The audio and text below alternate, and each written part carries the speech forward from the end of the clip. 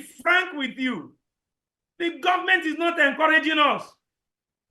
That is the fact. Kò ní àdàpè. Kò ní àdàpè. Kò síná. Nígbà tí ò síná sí, àwọn ọmọ tó ń ṣe bábà, wọn ò lè ṣe bábà. Kò síná. Ọmọ tó ń ṣe welder, kò lè ṣe welder.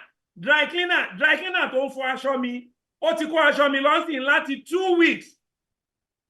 Ó ní kò sí iná láti iron ẹ̀.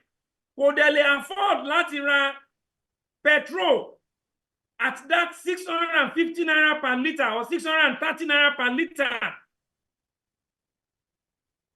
Until I was ready to pay premium. Pé okay, tó bá jẹ́ yẹn ló máa dá ẹ dúró. Let me give you XYZ amount of money. Lọ fi ra petrol dedicatedly kó lọ fi iron aṣọ mi. Èèyàn mélòó ló lè ṣerú ẹ̀? Èèyàn mélòó ló ní capacity yẹn? So that is why I said the government is not encouraging us. The government is not encouraging us, and to not crown it all. Honorable Femi Gbajabiamila is now saying wọ́n máa bẹ̀rẹ̀ sí prosecute àwọn youth tí wọ́n bá bẹ̀rẹ̀ sí castigate the government. That's a joke of the century. It's a joke of the century. So fi no jó wa, ẹni ká má sọ̀rọ̀. They afford a bag of rice. Maybe somebody should capture this thing I'm saying and send it to Honorable Femi Gbajabiamila. A bag of rice is 74,000 naira. A Congo of Gari is over 1,000 naira. Okay, let's look at it from this point of view. And you don't buy minimum wage. Katie, so minimum wage. Kasoni okoti tobe. Kasoni minimum wage is 50,000 naira. O ma fi 1.5 wo moto lo bi se laaro. A fi 1.5 wo moto padà sílé nírọ̀lẹ́. That is 3,000 naira. O ma jẹ breakfast. A kàn gé ni o. A jẹ breakfast ní 1,000. Which is not, I don't think that is realistic. I don't think it's possible. Oúnjẹ wo ló fẹ́ jẹ pẹ̀lú 1,000 naira nsìn. A jẹ lunch pẹ̀lú 1,000 naira. That is 2,000. Plus the 3,000 tó ti fi ṣe transportation. That is 5,000. Ó mean pé the 50,000 can only and only allow him to go, or him or her to go to work for only 10 days in a month. And then Femi Gbajabiamila is saying nobody should talk, that anybody that talks against the government, I don't want to believe he said that. I really don't want to believe he said that. I really don't want to believe he said that. So the government is not encouraging the youth.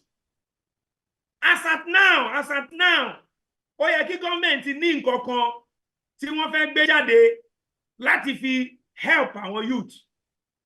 Ó yẹ ká máa lọ sí ní bóyá local government àbí nǹkan pẹ̀lú NIN card wa kó lọ ká lọ máa gba food stuff. Don't give us money. Nobody is asking you for money now. What is the essence of the NI card? What is the essence of all the what is it called? BVN. It's not just for security alone. It's for data processing. Everybody lonely NI or 75% of Nigerian youth lonely NI. Government should, as a matter of immediate alacrity, government should find solution to this problem. It's getting out of hand. Ebi ń pa àwọn youth, ebi ń pa aráàlú, kò dẹ̀ sí àdàpè nínú ẹ̀, ebi ń pa wá ni, kò sí ọ̀rọ̀ míì tá fẹ́ sọ, ebi ń pa wá. And now, one of the government officials is now saying, the chief of staff to the president is now saying, gbọ́dọ̀ sọ̀rọ̀. That should be a joke of the century. It should be a joke of the century. If he knows that he means what he's saying, tó bá mọ̀ pọ́nrẹ́ aráàlú lòun, òun ò dẹ̀ fẹ́ káràlú bú òun. Kí Fẹ́mi Gbajabiamila lọ Sùúrùlérè, kó má mú ọlọ́pàá kankan dání, kó má mú PA kankan dání. Let him test his popularity. Let him just go there without anything. Ìgbà yẹn ló máa mọ̀ para ń kan aráàlú. So government is not encouraging the youth. They are not encouraging us. So ìyẹn ni mi ò fi lè bú àwọn ọ̀dọ́ yẹn lọ títí because ọmọ tá a kọ́ ló máa gbélé tá a kọ́ tà. So èmi ò rò pé ọ̀dọ́ àṣetán on our part and on the àwọn bàbá wa àwọn ìyá wa tó wà ní corridor of power àwọn gan ò ràn wá lọ́wọ́. Wọn ò ràn mí o but eléyìí tí mo fẹ́ sọ yìí ó ṣojú mi ni kì í ṣe pé ń ràn mí. I'm not campaigning for anybody. I'm not a friend to any politician. I'm not a politician. I'm not a politician. I'm a custodian of ibi tí mo wà yìí, culture, custom, and tradition. And that is it. But maybe 2 weeks ago, I was in Ilaro in Yewa, and I saw what Senator Olamilekan Yayi did. He's a senator representing a particular zone. Go and see what he did. Where are the rest of the senators? I was there. Not that I was seeing it on the... I went for a meeting in Ilaro, and we happened to be at the program. I saw it. Over 1,500 tailoring equipment, machine tó fi ránṣọ ni senator yẹn ló distribute fún gbogbo àwọn youth Ogun West. Torí West ni wọ́n ní Yewa nílaro. Over 1,500. Over 1,000 korope. Over 1,000 maruwa. I can send you the video.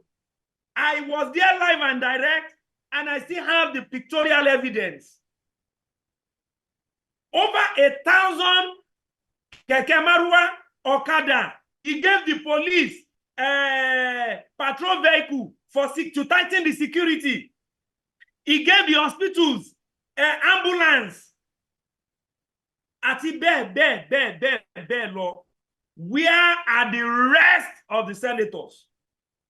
Where are the rest of the reps? Àbí ṣé if office kan náà jọ wà ní. Tí owó wọn ò bá tiẹ̀ tóra wọn, tí kìíní kan wọn ò bá ga tóra wọn. You understand?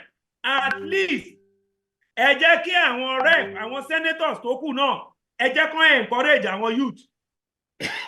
Tó bá tiẹ̀ ṣe encourage àwọn youth, tó tiẹ̀ táwọn náà tiẹ̀ ṣiṣẹ́ 200 ọ̀kadà, tó ṣe 200 maruwa, tó ṣe 1,000 bags of rice, 10 kg, 1,500 of gari, 5 kg. Àbí ṣó nígbà tí àwọn ọ̀dọ́ bá bẹ̀rẹ̀ sí jà, tí wọ́n bẹ̀rẹ̀ sí fa ìjọ̀gbọ̀n, tó bẹ̀rẹ̀ sí dàgbòròrú, ká tó mọ̀ pé wàhálà ti wà ní. Mo ṣe ọ̀yẹn náà, mo sì dánu dúró mẹ́ẹ̀. Pé kí ni ìmọ̀ràn tí mo fẹ́ gba ìjọba fún ọ̀wọ́n gógó ìyàn tó wà nígboro? Ó dà, ẹ ṣeun. Ṣẹ́rí, ó dàbí pé mo ti kó gbogbo àwọn nǹkan yẹn pọ̀ sínú àwọn nǹkan tí mo ti sọ sẹ́yìn. Well, màá tún dáhùn for the benefit of ẹni tó béèrè yẹn náà, màá tún dáhùn. Mo ti sọ lẹ́ẹ̀kan, mo ní kí ni essence NIN numbers tí a ní? Kí ni essence BVN numbers tí a ní? This time around, this is not time to play politics with people's lives. Ó yẹ kí ìjọba lọ́wọ́lọ́wọ́ ìbáyìí, ó yẹ kán ṣí food bank tó bá wà ní reserve in any state. In any state, kí wọ́n ṣí, kí oníkálukú lọ máa fi NIN kó lọ máa fi gba oúnjẹ ebi ń pa aráàlú irọ́ ló wà nídìí pé wọ́n disburse owó fẹ́ nìkan wọ́n disburse owó kan wọ́n ti disburse billions kan ibo náà disburse billions yẹn sí. I have over 145 villages under me. Èmi ò tí ì rí ẹnì kankan nínú 145 villages mi ò tí ì rí ẹnì kankan tán fún ní 10,000 naira. Tí wọ́n fún ní 10,000 ni mo sọ. Tó bá dẹ̀ ni wọ́n ní Ọ̀dẹ́nà local government ni kó mú data ẹ̀ jáde. They should bring out the data. Kó fi data yẹn hàn wá pé báyìí iye èèyàn báyìí iye èèyàn báyìí ló ti gbà ní zone báyìí níbi báyìí. So what we are saying now is that the government of the day should come out kó ní kálukú máa lọ local government ká lọ ebi ń pa àwọn aráàlú gan o. If ṣẹ́rí ìkà làwọn ìjọba wa ìkà àwa ni wọ́n rán wọ́n mọ̀ báwa la close aráàlú àwa náà filẹ̀ pẹ̀lú aráàlú ṣé èmi lè fẹ́ jáde sí kí n kó ọlọ́pàá mẹ́wàá kọ́lọ́pàá mẹ́wàá máa ṣọ́ mi kò possible now báwo mo ṣe máa wà láàrin àwọn èèyàn mi tí máa tún ní kọ́lọ́pàá máa ṣọ́ mi but àwọn ọlọ́pàá tó ń ṣọ́ wọn ṣó dìgbà tí àwọn ọmọ yìí bá bẹ̀rẹ̀ sí wọlé wá bá wa ká tó understand pé èèyàn mú. My advice is that government should open the vault, the food bank.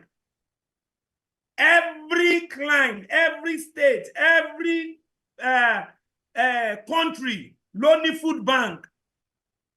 They should open the food bank, distribute the food to local governments. Òṣèlú ni àwọn ẹlòmíín fi oúnjẹ yẹn ṣe. Ẹ wo gbogbo gba COVID, gbogbo spaghetti, gbogbo indomie ló bàjẹ́ sínú ilé, gbogbo rice. Wọ́n kó pamọ́ wọ́n fi ń ṣòṣèlú. Ebi ń pa àwọn èèyàn at the expense of people's life. Àmì ìmọ̀ páwọn èèyàn tún lè dájú dé level yẹn. Ìmọ̀ràn tí mo lè fún ìjọba ni pé kí wọ́n kó oúnjẹ síta.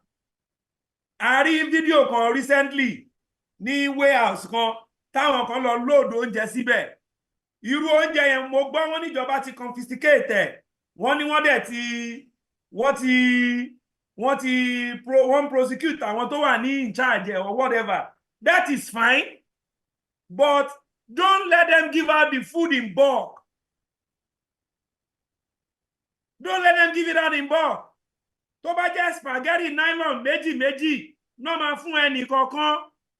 It will reach out to a lot of people. But the moment tó bá ti sọ pé tẹ́bá sọ́nsì wọ́n lè láwọn tó fẹ́ set up committee for distribution of food.